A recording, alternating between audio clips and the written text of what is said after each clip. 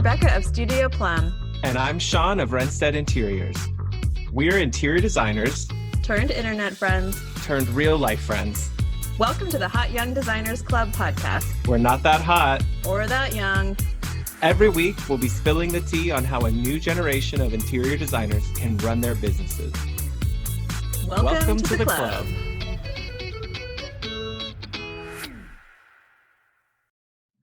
Welcome to episode 2 of the Hot Young Designers Club podcast. This is Shaun Surha. And this is Rebecca Plum. Thank you so much for joining us for this meeting. We are super grateful to have you here listening. And thank you to everyone for the amazing response to our first episode last week.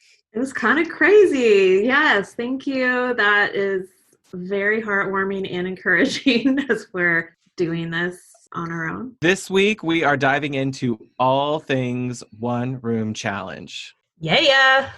I think we've both got a lot to share and to say about our experiences with the One Room Challenge. And before we get too deep into that, we want to start with this week's Fizzle and Sizzle. So I guess my fizzle is I'm stressing about a few key sponsors in my One Room Challenge. There's just a lot up in the air with supply chains and the world of manufacturing. I have a partner that may pull out because their production is closed, which makes sense, but also they're kind of a key piece of the room. So I'm kind of holding tight on that, hoping for the best. And my sizzle in the same vein is I got a shitload of lighting in the mail. And I can't wait. I can't wait to roll it out. So And you just sprayed the heck out of it with Lysol while it decontaminated in your house. I did. Lysol'd it all. It makes sense right now for the partners and sponsors to need some time to adapt and figure out what's next for them. And I mean, yeah, sure, it's stressful, but I wish they knows weren't. What's going on? Yeah, I it's just a tough time, so we're just trying to give everyone patience. And at least all the lighting is there, though, because I know that's a central element of any design, but I know in your design, it's really important. So I'm excited to see some of it. Sizzling on that. My fizzle and sizzle this week were a little bit weird. On a personal level, my fizzle is that my husband and I were FaceTiming with my 3.5-year-old nephew. And while we were FaceTiming with him, he was asking when he's going to see us and when we're coming over, and that he missed us, which ripped our hearts out. And I actually had to hand the phone to my husband and have a second to compose myself because he could see us. And it's just really hard because they live not a mile from us. That's one of the reasons why we live where we are, is so we could be close to them. And I'm sure there are a lot of other families who are apart right now too. It's just challenging because all we want to do is hang out with each other. But we have healthcare workers in each sides of our family. And so we need to kind of isolate from one another just to reduce any likelihood right now. So that was hard this week. Because I'm still isolating at home, though, and this week was beautiful in Southern California, I got outside. I took the covers off of my outdoor furniture. I got out into my courtyard and got the cushions out. And it was really nice to set up my laptop out there. I have a new Spotify playlist that made me jam out outside. Oh, I got to download that one. I keep forgetting. We'll link it in the show notes. Yeah, it's 1960s French pop, if Wes Anderson and Quentin Tarantino were at a bistro, kind of it's kind of funky, it's kind of fun, it's a little weird. Maybe I'll learn some French while listening to it. I don't care, but it's kind of that fun energy of the 1960s, and I needed a little jolt of that this week. I'm here for that. Actually, my fizzle part 2 is that I should be in San Francisco about to board a plane to Paris. Speaking of That's right. Not learning French right now. That was going So to be spring break. yeah, I'm trying not to dwell. Everyone's losing out on stuff. Yes.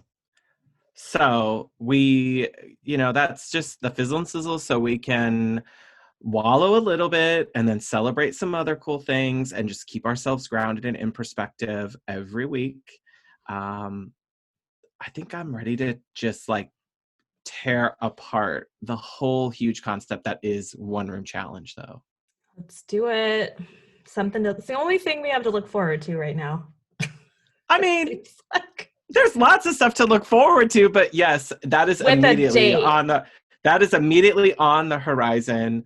And there's Rebecca, dates that we can depend on, hopefully. Yeah, they are like hard line dates that we can work with and have in front of us right now. So why don't we start by talking about what is the one room challenge?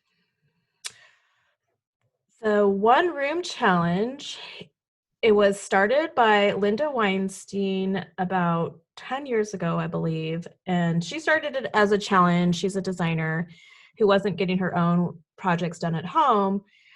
And she started a challenge with some internet friends to do a room together at the same time in their individual homes.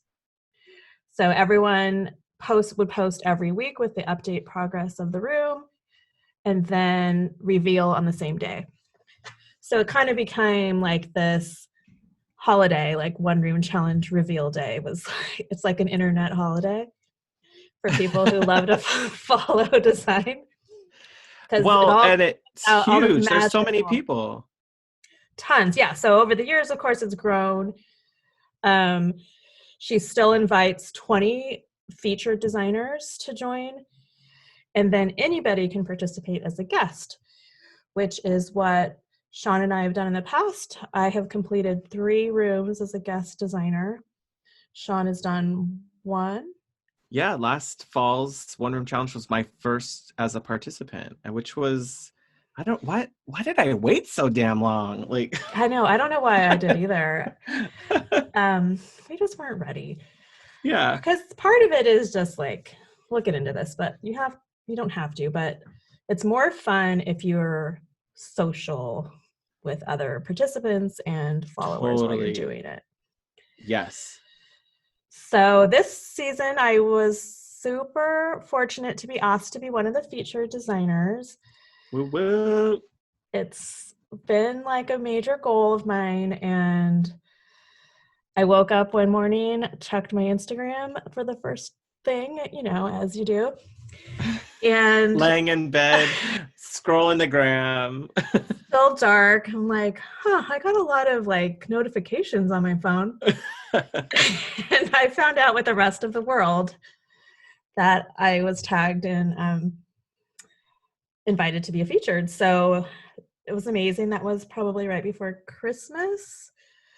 And yeah, so it officially was supposed to start April 1st, but it has been postponed due to the virus situation and quarantine.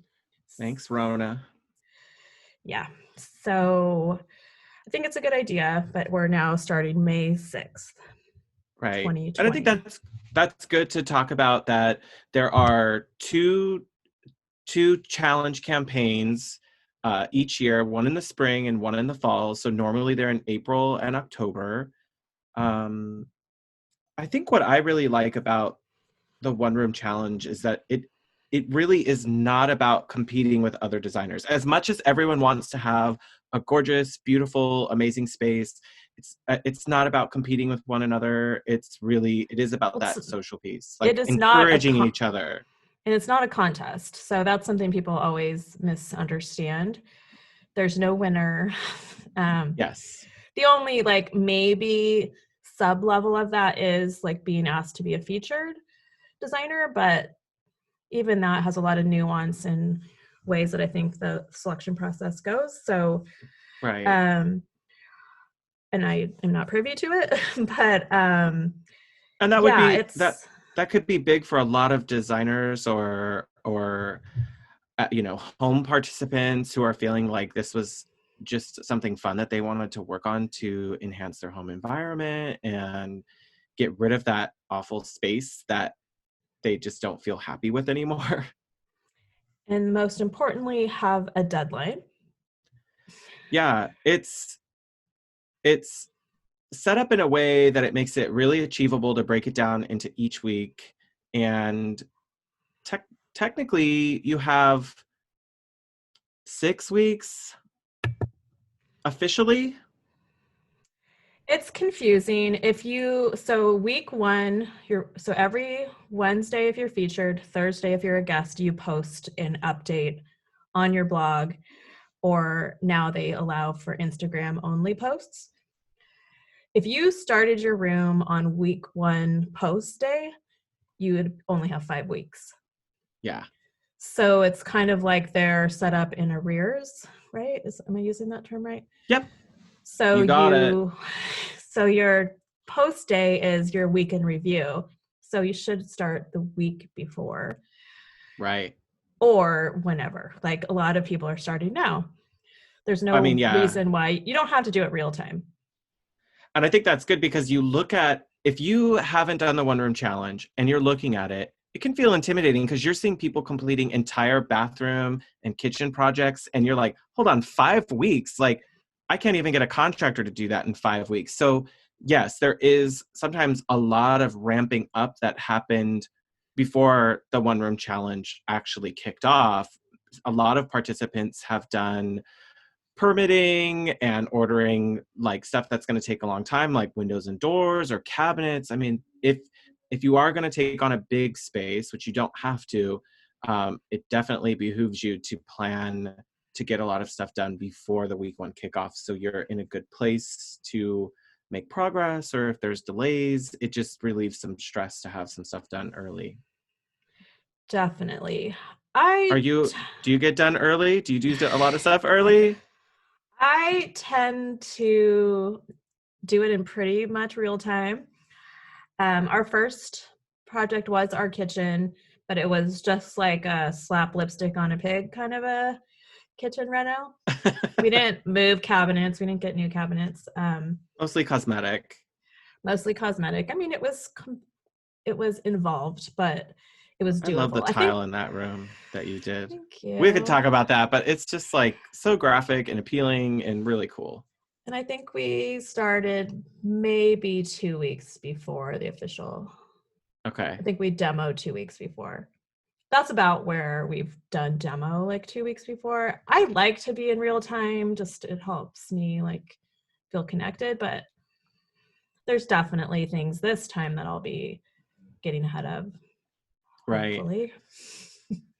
I mean, you've done a few more challenges than I have. You've done 3, right? And I have 1 under my belt. And I just felt a really big outpouring of support from other people, even from people who are just observing through social media, that they're kind of rooting you on. Hearing from other participants and designers is, of course, very reassuring.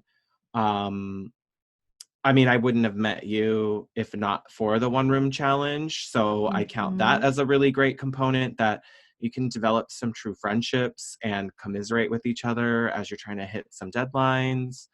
But at the end of it, there's also some great opportunities. The one room challenge's official media partner is Better Homes and Gardens.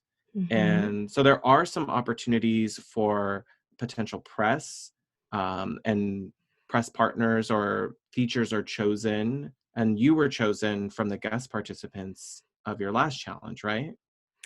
Yes, Better Homes and Gardens makes 2 selections for guests, like kind of bringing guest participants into featured.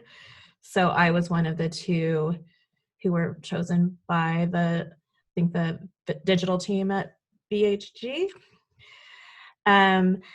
Yeah, and Linda talks about that a lot in like her support emails, that there are a lot of press outlets that kind of like troll these rooms but troll in a good way. Yeah. In a good way. They're not going to drag you on social media for something you did in the room. But No, but they go and kind of look at all the reveals, and kind of like I've gotten pulled into like best outdoor spaces in this season's one room challenge, like little roundups like that. Yeah. And so the key to that is good photography. That's the press aspect. You have to have good photography to get Totally. chosen for that. Yeah. Especially now, so much of interior design and shelter media is online, and you really want your photos to shine. Um, it's curious this season because we're, of course, hoping that we're going to be able to get everything lined up and organized in a way that um, we can have photographers in our homes safely at the end of the challenge. I'm sure there will be a lot of things that are different as we're navigating self-isolation and social distancing. Um, what else is what else do you think is going to be different as you're planning this challenge? So one of the big major amazing aspects of being a feature designer is Linda works really hard to curate a group of official sponsors who will support the feature designers. Basically, we have access to pitch them with our projects. Nothing's guaranteed. No one's just sending us stuff. It's still a lot of pitching and kind of finding the right fit. Yeah, because they want to make sure that your project helps highlight the things that they can offer to everybody else. And they're looking for different things. So the sponsors have their own reasons for wanting to participate. One of the biggest is that they get amazing styled photography for their products. Mm-hmm. And it's really expensive to produce that on the in-house side. So if you are the company, to get a range of styled products for your range of styled photos for your products, I mean, that's thousands of dollars and employees and Yeah. hiring And I know photographers and stylists. Like, it's a lot. and I know when I buy stuff, whether it's on Amazon or wherever, if I buy stuff, I always love to see the pictures that people post of what it looked like in an Totally. actual place, because not that I don't trust vendors, but even with our like trade interior design furniture and accessory sources, I would rather see someone who took a picture in a showroom or at Las Vegas Market, and then that way I know kind of like in quotes what it really looked like. And I Well, who think that knows the who's photos of color our correcting? projects look like I Yeah, know. and who knows who's color Photoshop is correcting not your these batch? friend. Yeah, I Right. don't want a dresser to show up to a client and then it's completely different than the way they photographed it. So it's nice that vendors, that's sort of what the vendors get in trade-off is these are used in quote real spaces, an actual home, and they're designed into a space, whether it's accessories or tile like in your kitchen or something. Like, we can see what it really looks like. And I do think that a lot of homeowners are looking through One Room Challenge for inspiration, and they're seeing what other people's homes have been able to accomplish. Yeah, so it's a way to share actual product with the followers and the audience, but the brands themselves get these project photos um, and press opportunities. So what's going to be different is that all that said, it feels a little bit different having a lot of sponsors and amazing product just coming in. Mm-hmm. Um, Obviously, many people are suffering like some financial stresses right now and a lot of uncertainty. Honestly, my household included. So it just feels like kind of a privileged thing to be having Totally. a new fancy lighting that I wouldn't necessarily have done otherwise. But again, like these have been months in the making. Yeah, I mean, And you were starting I'm back not in turning it down. January. Oh, yeah.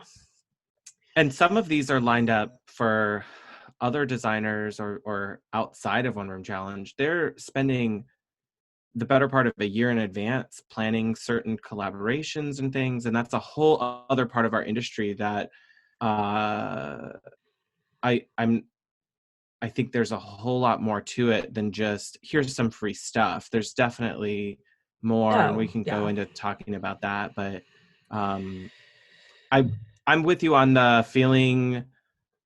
There is a sense of being really fortunate to have worked on these things, but that there are actual responsibilities that you have to sponsors. And so maybe we talk about that after we hear how like your first couple one room challenges went. I'll talk about my first experience. You're sort of like a seasoned vet now, and People have I'm done like so I still many. am. I mean, I'm still digesting my first one room challenge before I was even sure that I wanted to sign up for the second one. So, what was Yeah. your like? What was your maybe your most recent experience like in fall 2019? So fall 2019, we did these utility spaces in the back of our house. So kind of the back entrance we made into a little mudroom space, completely redid the guest bathroom back there, and kind of redid the laundry closet. Um, so my dad has helped me with all of these. My husband is not so into the DIY world. He's like, I'd rather work overtime and then take that money to pay somebody else to do it. Um, Yeah. that's he gets no joy or Plus, he feeling probably of wants the accomplishment. time back to himself instead of having to commit all of his off time to that. It's still the time. It's just how he would rather spend the time. Yeah, he doesn't. It's not like fun or You're not going to be like Chris Loves Julia, where you're both doing projects together, oh God. or like Sarah on Room for Tuesday. You're both not going to be doing these together and loving Uh, each other. Well, no. not that I'm sure they have their moments too. Not all couples work well together, but I don't No, we know. can't. We can't even hang a picture on the wall without some kind of issue. That's actually Shaun and I. We don't. He does not. Yeah, he doesn't So, get involved. but my dad and I get along really great during these challenges. Of course, we have like our own like father-daughter challenges of life and family, but like honestly, we don't fight at all or have any issues during these. Like, I think we're both. This brings our similarities online, and we're both kind of in it for the same reason. We both get like jazzed about like problem solving and the pivot, and I can He sketch something likes this out. stuff too, Oh like yeah, and he has problem like solving oh and yeah, he has like engineering. an And engineering brain. So like I keep telling him like there's a specific thing I'm trying to do in our room right now, and like go back, go back and figure it out. Like yeah, I know we can do this because I've seen it done. So, but how can we do it with our budget and time constraints and tools? So yeah, so it's been a really fun um, time with him. Um, and again, like you were saying, I've met so many people from it. Like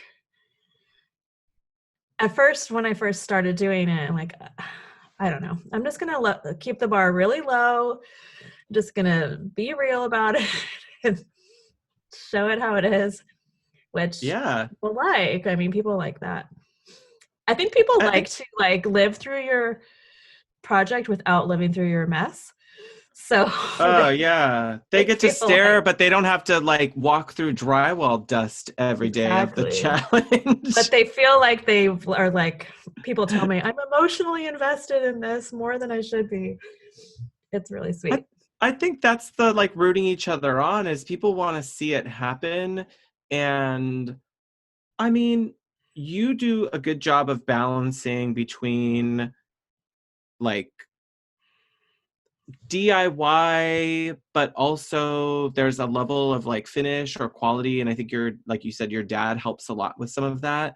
Um, and I think that's kind of one of the advantages of seeing designers work on their own houses. And of course, there are plenty of home enthusiasts and design enthusiasts who are not necessarily running a separate design business with this, but you're kind of good at bridging that gap between this is what you could probably accomplish on your own, and this is where you might need some extra help from a certain carpenter, or maybe your electrician has to come in and help you with some of these things that are maybe out of the DIY scope. And Yeah, and I that's think realistic that's for most homeowners. and the challenge that I do, like, we are working with our own realistic budgets, which is Mm-hmm. really low. Um, so on my own projects, I am like really trying to figure out how can I make this happen. Like, we put IKEA cabinets in our space last time and they turned out great. I could just worked within those limitations to make it Totally. look as high end as I could and flow with our house. Yeah, I think it's good to keep a balance of what makes sense for the way your family lives in the house right now, the way that you're planning for things. And there is a lot to be said for, while something may not be a forever finish, for it to be good for a really solid amount of time, for like, you know, your family to be able to use it and have a nicer space. It just, there's something rewarding about, I'm sure, like you've talked about being able to walk in your back door and just have this totally different energy when you come in after redoing that space than Oh you my did God. before. And so I that's hated what, it. it's like stressful, and it causes anxiety just to walk into these spaces that cause you a headache. Yeah, because last time I was gonna do our bedroom, and then at the lot, like literally the week before we were gonna start, I said like, nope. Actually, no. Last time I wasn't gonna do it. I was actually not gonna do fall because I'm like, we had done our backyard. I was tired. It was expensive, and then I had this like epiphany of what could happen in the back. I'm like, all right, rally up, everybody! Like, we're going for it. I would love to hear from anyone who's listening if you have done the one room challenge and done that same exact thing where you're like, I'm done, I'm over it, I'm exhausted from the last one, and then you got sucked back in like Godfather status. Every You time you're just out, can't they quit, pull you you. back in. And in fact, my I would not be doing my second round coming up right now if you hadn't just been like, well, just do it, when we were at Vegas Market in January. And part of that is there's that bug in my head that's like, well, I want to get this stuff done and maybe I'm not, and the budget and planning for it and working with clients while I'm doing that is sometimes a hassle because I will always tend to put my house after what I'm doing for my clients because it's like something's got to give. So I'm glad now that I have a little bit more time and flexibility to work on it, given what's happening with Camp COVID. But thinking back to my first one room challenge, I did my laundry room, which was just this like awful dumping ground in our house. We'll link to each of our rooms in the show Oh notes yeah. because I think it's good to see where we started, that it is one of those designers, they're just like us moments, because I just threw all sorts of crap in my laundry room before, and the shelves were a mess and they weren't organized and nothing was put away. And I like that I started with a small space for the first one room challenge because it was digestible. It's like a 5x7 size room. Um, with between like, I did have our electrician come in for a couple things, but that was not hard to navigate. I had a handyman who helped with some stuff because I don't have a whole garage full of tools. And Shaun and I are relatively handy, but it was nice to have somebody come in with, you know, the right tools to cut things with really clean and sharp lines. I did wainscoting in our laundry room. Um, One big takeaway that I had from it was I did start ahead of schedule on my room because I was so nervous about not being able to keep up. And then in retrospect, I realized I could have kept up okay with the 6 weeks, even if I had started, because it was a small space without a ton of elements in it. Um, I also gave enough time for my professional photographer to come in and turn around the images. So usually I Yeah. like to give a photographer about a 2-week time span, and a lot of them will say that. And that might be a good topic for a future episode to talk about photography. But I There's like to no give 2 them, weeks happening here. I'd like to give them some time to edit it without being a complete rush job. And some of them will charge more if they rush. So um, I learned from that challenge. I'm super happy with it. I love it. It's a very classic finish that really just fits with our house. And I was able to find ways to save money and get like some like remnant slabs from like a countertop guy. And there's some really cool ways to make it look nice, but still not have to spend a ton of money. Something that I don't think I could do for clients because they're not necessarily going to pay me for my time to go find remnant slabs, because then it's more expensive than if they had just bought it like right away off a Exactly. shelf. So for me, I'm willing to like spend my own, time, whatever free time I actually have, hunting down stuff like this, where it wouldn't make sense to be, clients paying me to go find the cheapest deal because it costs more in the long run. So Right. um I think a big takeaway for me, and I think you've seen this, and your rooms definitely speak to it, is that response to spaces from the one room challenge is super engaged when there is color and pattern, DIY. Wallpaper is like, everybody loves some damn wallpaper.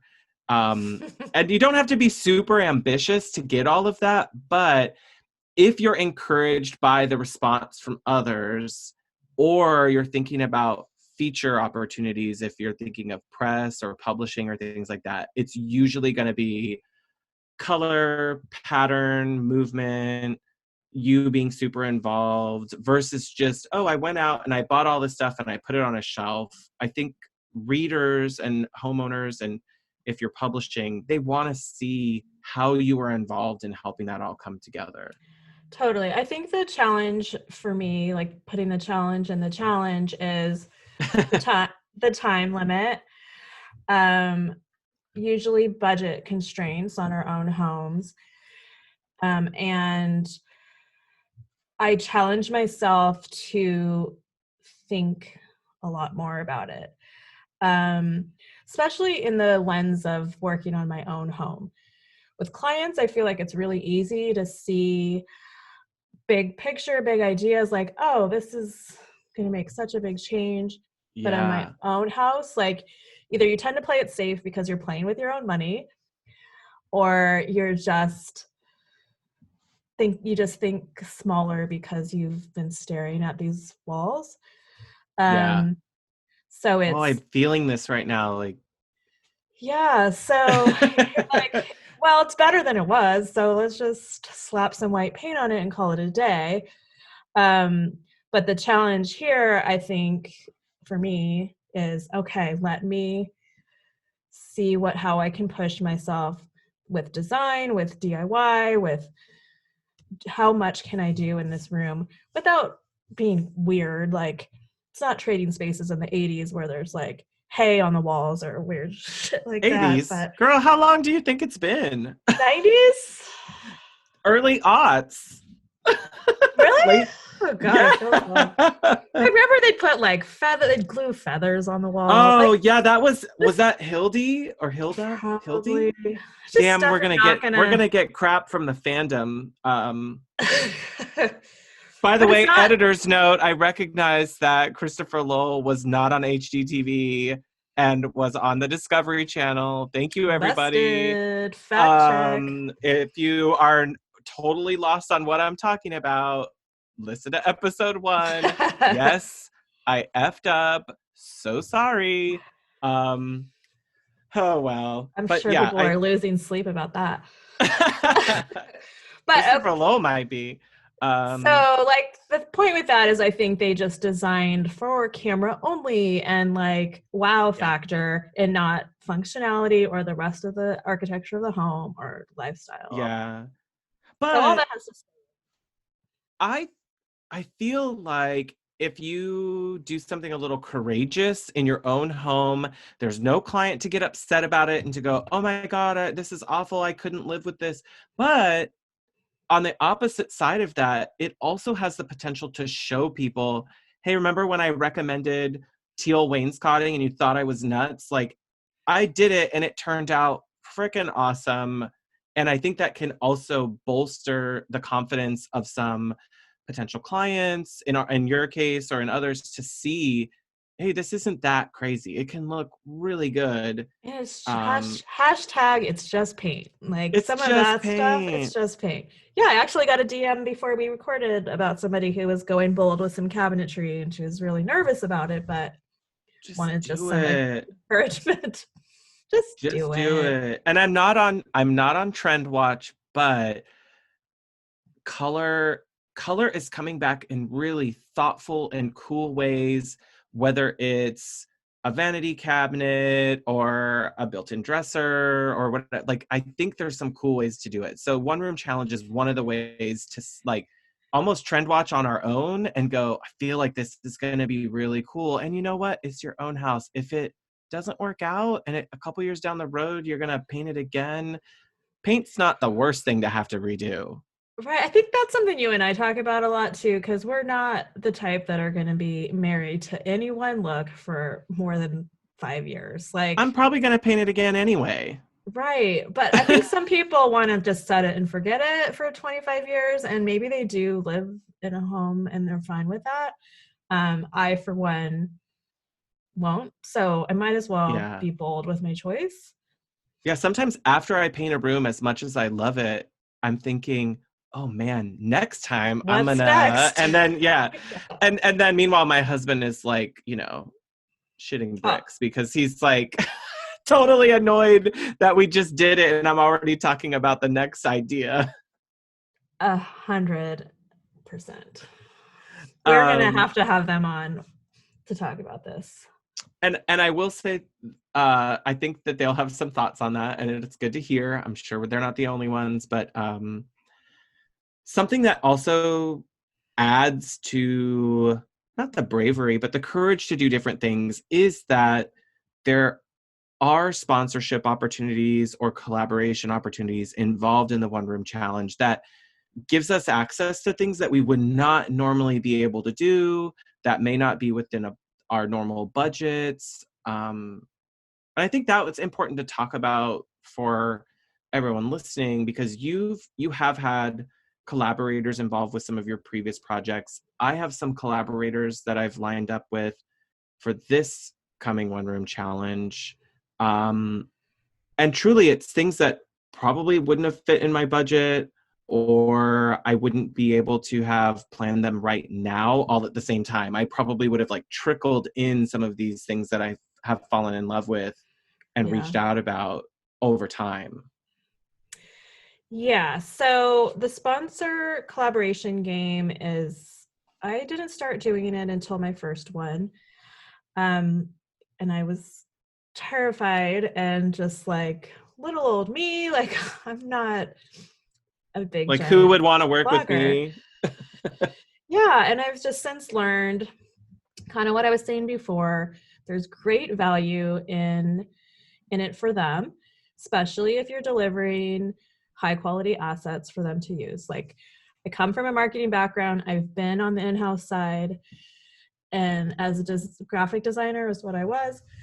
To be delivered like 5 to 10 brand new photos of your product is like Christmas. Like, it's key Totally. for so much, especially like with this need to like drive the social media machine every day. So When they're not publishing in magazines anymore, they're not buying ad space anymore because like no one's really reading paper media as much. And so unless they're these really big companies, a lot of them depend on social media as a way to reach a potential client or customer.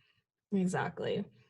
So my big thing, I've kind of given the spiel to a lot of design friends, Shaun included, um, is just ask. Like, that's the biggest thing I've learned is put your toolbox together. Like, be professional, get your press kit together, tell them what's in it for them, not just what you're, don't come across as just gimme, gimme, gimme. I mean, it's a lot about, to me, it's a win-win if it's done right. Actually, a win-win-win, so the audience wins, gets something out of it too. So get your brand kit together and just ask.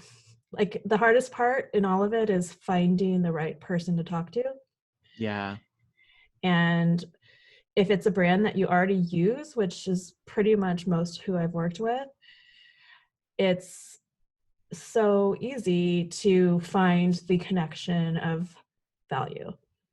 Right. And I And the think worst they can do is say no. Like, just shrug it off. Like, it's no yeah, one's if it's beef. not a good fit for them, then they'll let you know, and it's not personal. And um I think one thing that I took away from when you and I had talked about it was about, it's not just flailing about asking anybody and everybody for something. It's, does this make sense with the project I'm planning? Is this something I would want?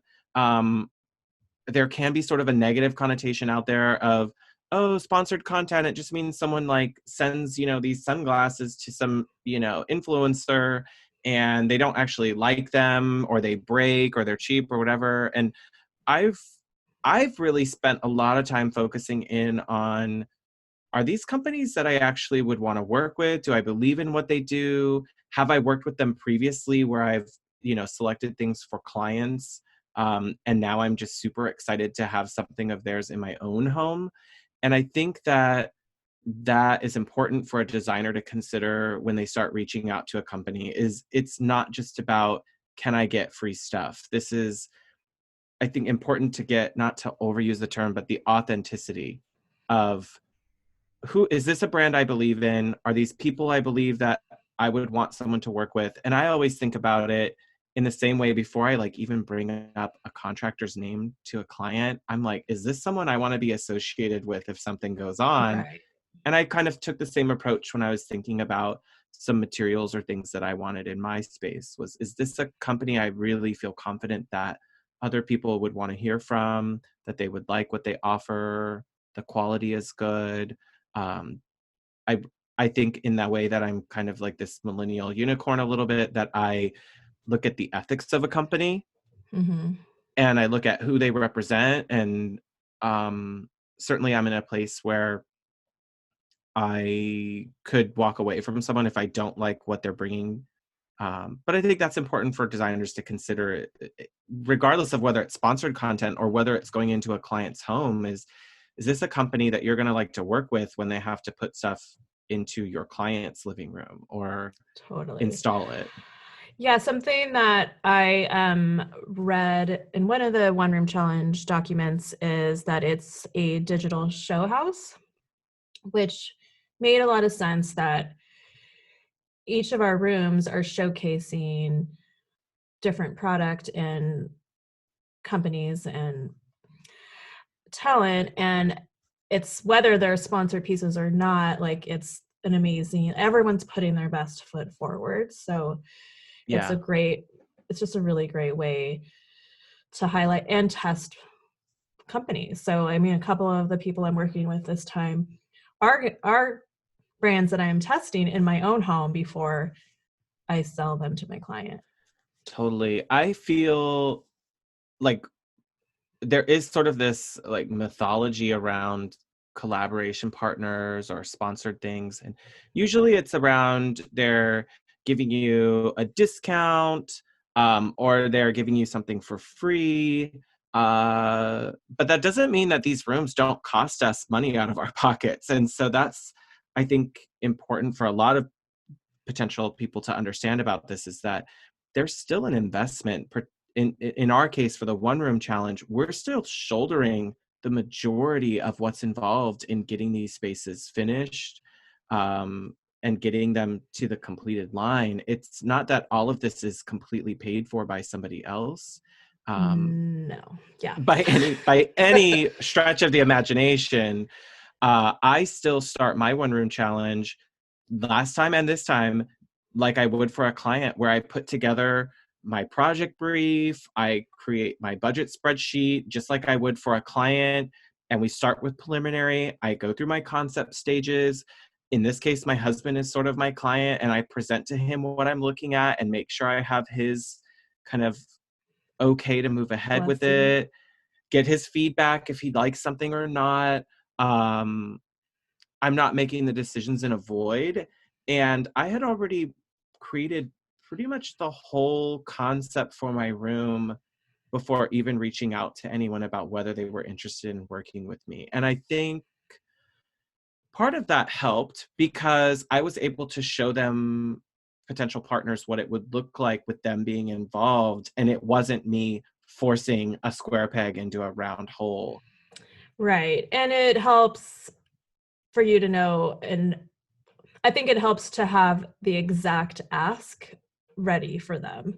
So it's Right. like, hey, would you consider sponsoring me? And they're like, for what? Are you going to ask me for $50,000 of things or just one item? Yeah. So It's got yeah, to I be did the same interesting for thing. them. And you want them to get excited, like because they're your client at that point too.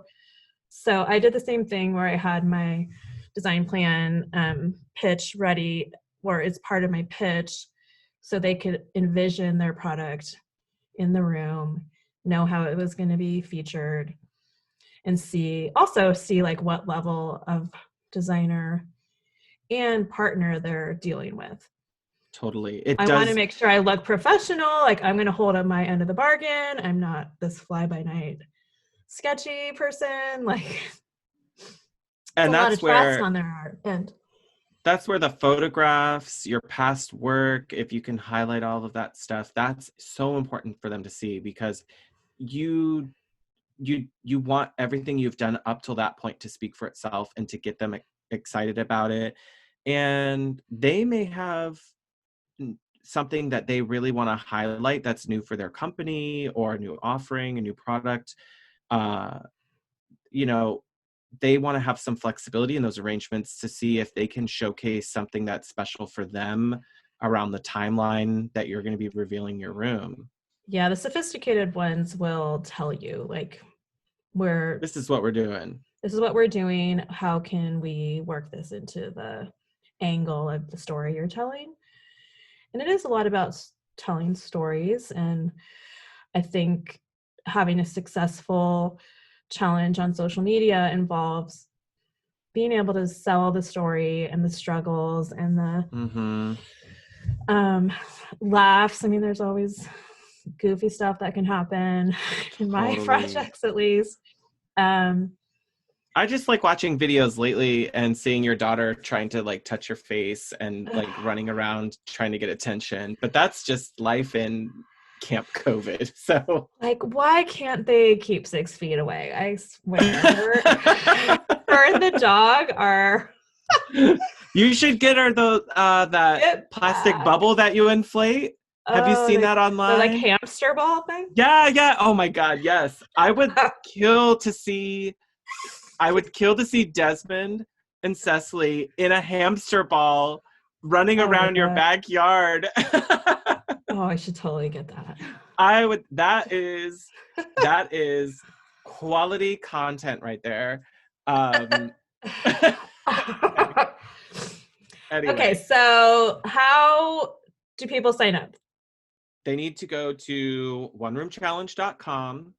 And before you even get to that point, you need to consider if you have a website and you have a blog portion, cool, you're set.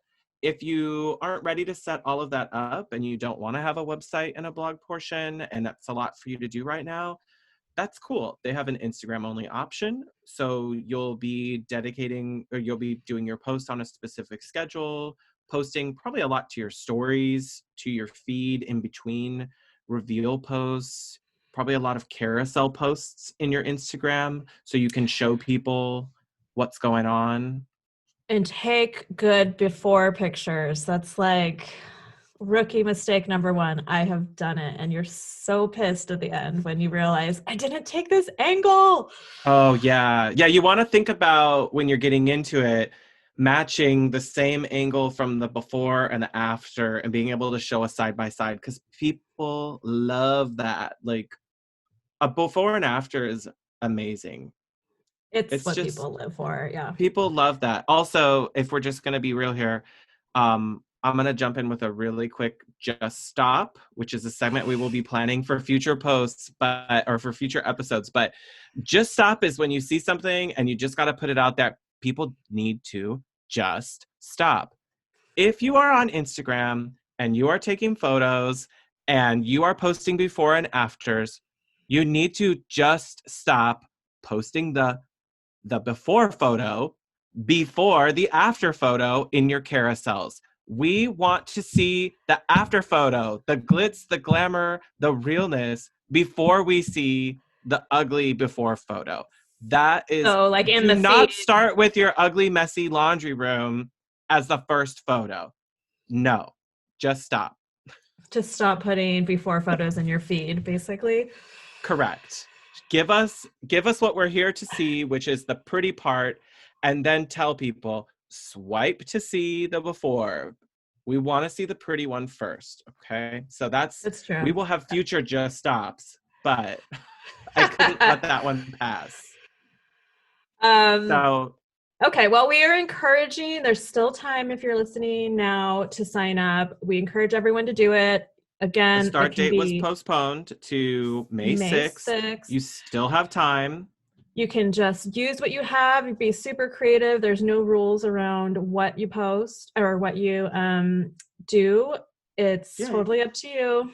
do like Just a tell the closet story. or a Mhm. office, or I mean, pick a space you think is achievable for you And I will now. say my biggest tip or reason for doing it for myself was if you're someone who knows you should be showing your face more on your Instagram stories, but you're hesitant to do it because you don't have time, you don't know what to talk about. This is the perfect excuse and way to get used to it. That's why I did it in the beginning. And once I started just showing up in my robe, drinking coffee in the morning with no makeup on, there's no like hesitation about if something comes to mind, share I it. mean, if I'll answer the door for the Amazon guy in my morning routine, haggard look, Why I mean, not I'm not trying to thousands of hide. strangers? I'm not trying to hide that from all the thousands of you online either. I mean, this is literally, I woke up like this. So, I mean, I try to pull it together a little bit more, but yeah. So basically, it just gives you some comfort. There, it's awkward to just hold your phone up and talk to it when you haven't made a habit of doing that. yes. So it does like make you just get used to it. It lowers the barrier, Yeah. and And people this, like it. People like it. Show us your face. yeah, especially if you're a designer, it's important to know that people, potential clients, are much more likely to want to work with you and feel connected to you and trust you to come into their home if they've seen you and they feel comfortable with you, and all your videos don't feel like uber produced and scripted and planned. They really do want to see who the person is that they could potentially work with and collaborate with on a project in their own home. So it's Yeah, this super isn't the important. Wizard of Oz. Like you gotta like put yourself out there. You decide how much you want to Yeah. share, of course, but I think it's really important to Show get them your who you are. personality. Yep. Yeah. And I think a good motivator for this specific one room challenge is that, above all, right now, so many of us are looking for our homes to be a place where we feel safe, where we can heal, where we can collect some restorative energy because we're there a lot. Um, and that, more than any other challenge time frame, really lines up with what's going on right now in the world. So we'd love it if some of you were feeling more encouraged to sign up to tell us about it, because we'd love to hear about your Please. spaces. Yes, do it. Okay, so are we going to go into our first listener question? I am stoked that we had a listener email us a question after the first podcast. And I don't know if this will be every show, but I mean, we had one, so it felt like we could tackle it here on this show. Okay, do you want to ask? Yeah, so Claire writes, how do you navigate being a designer in the age of Pinterest? I've been a designer for about 5 years and it seems more prevalent than ever. For example, a client will find a picture of a bathroom and say, I want that bathroom. And I want to make my clients happy, but I don't think it's a designer's job to copy another designer's work. I also want more creative freedom than that. I'm usually an assertive person, but I don't think I've handled these interactions well in the past. I feel like I need a more proactive approach to this. Please help. So, Claire. Good question. I'll start. I ask, so I know a lot of designers share Pinterest boards with their clients. I ask them to share me theirs, and I get kind of like a feel for what they're pinning. But then I make my own private board. And from that, I cull it down to the direction I'm going to go with. Even if I don't want to use any of their pins, I usually try to use at least one. So I saw what you did and it's all garbage. Let's just go a completely different direction. What I try to do is just at least acknowledge through the use of one of their pins and pull an aspect of it. And I think the same, so at least they feel heard and hopefully wow them with the new direction and the fresh idea to the point that they forgot they even wanted the other thing. And I do it with my own projects, like especially this one room challenge. I am going heavy into inspiration world. I'm really pushing myself to try some new things. And it's all about just like distilling, okay, what about this image of a hotel room am I really responding to? What about this do I want to bring and translate into my space? I'm not going to copy it, but I find the element that I keep coming back to, and I try to bring that in. And I think it's the same with clients, is there's something about it, whether it's if it's just that the room has amazing lighting and they have no natural light in their room, like we're going to have to resell this idea. But if it's like a bold tile, then we can translate that. Like, what is it? Like pinpoint. And I think that's something that I find myself asking a lot to clients when they prepare or they like send me a link to a board when, you know, after they're already brought in, I'm already for sure being brought into a project, is I say, you can send me pins, but you're going to have to tell me what is it about that you want me to pay attention to. It's not just the whole room. And I do preface that with clients. I said, don't just send me a room and say everything. What is it? Is it the windows? Is it the lighting? Is it the this? And there's a lot to be said for the psychology of design, of guiding your client to kind of how the process works its best, which is saying, I'm not here to give you exactly someone else's room. Ethically, as a designer, that's kind of a line that I'm not going to cross. You know, that other designer worked really hard on that. And, you know, as much as you're finding joy in that design, that's someone else's beautiful home now. And let's Intellectual find a way to, property. let's find a way to give you your beautiful home, and we can take some inspiration from that. Tell me what you love about these images and what I can use as a jumping off point. And that's my value that I'm going to add to you as the designer. And I can pretty much say that I'm not going to say every client, nearly every client that I have worked with has said, I never thought of that. This was so different from where we started, and not in a bad way. They are surprised at the things we come up with. And I think that's part of our job, is to say, indulge me a little bit and let me show you something that's inspired by where you're coming from, but gives you even more. Yes, and will function for you and your family and work within your budget, which may not be what you found on Pinterest. Let's I be real, folks. But instead of a custom wicker banquette wraparound situation, I mean, I would maybe they'll love just put one, up, but sure, but maybe they just get a wicker basket.